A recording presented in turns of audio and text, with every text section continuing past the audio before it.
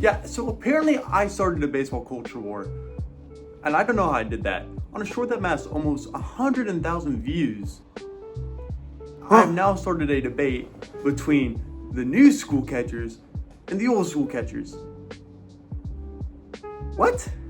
So today, I'm going to discuss what my thought process is as behind a catcher who has committed to play college baseball at one point, what I like more, but I'll save that for the end of the video.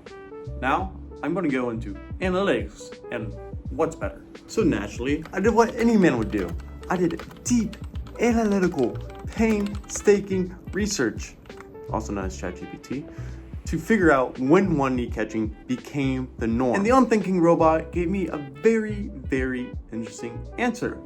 It gave me between 2018 to 2022. So I'll meet you in the middle, robot. 2020. That's when it really started to take over the league. COVID year is when it started to take over the league. So let's dive in. Now let me give you a little lesson. This is one knee down catching. One knee down catching was made to really prioritize framing at the bottom of the zone. Here I'm working on up pitches, but this is what it was made for. The thought behind it is that you can pull pitches up from the bottom of the zone and steal more strikes because hitters rule the top of the zone, and for the longest time there's a gap at the bottom of the zone. So by doing this, you can take out the hitter's dominance at the top of the zone and really flip counts through the bottom of the zone. And this has also been proven by the jumps in framing rates over the past 6 years. With that out of the way, let's get to the big concern, the throwing. Here is Patrick Bailey, one of the best defensive catchers in the league right now, so in the top framing rates and one of the best pop times as well. He's one of the best examples of a thrower still being very effective outside of the traditional setup for a catcher, 2 feet. And in fact, he still has one of the best pop times in the league. Here's another one of the best catchers of our generation. Here's Salvador Perez. These are clips from 2016, and you can tell he's always on 2 feet when he's throwing down.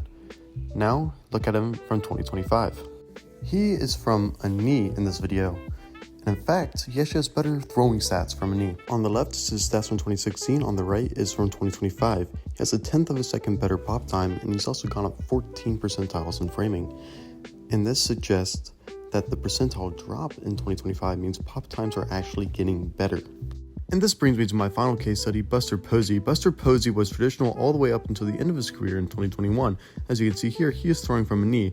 His pop time actually also went down from a knee. Although it is less than a 1/10 of a second better, it is still better, and his blocks above average also went up by 7, going to the 99th percentile in this season. Meaning, if you are athletic enough, you can still pull off blocking at possibly a better rate than traditional.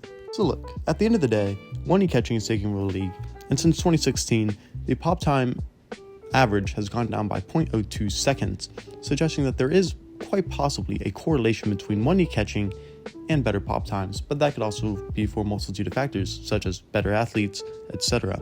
So, those 3 case studies are all major league athletes who'd use one knee or have gone away from traditional to use one knee.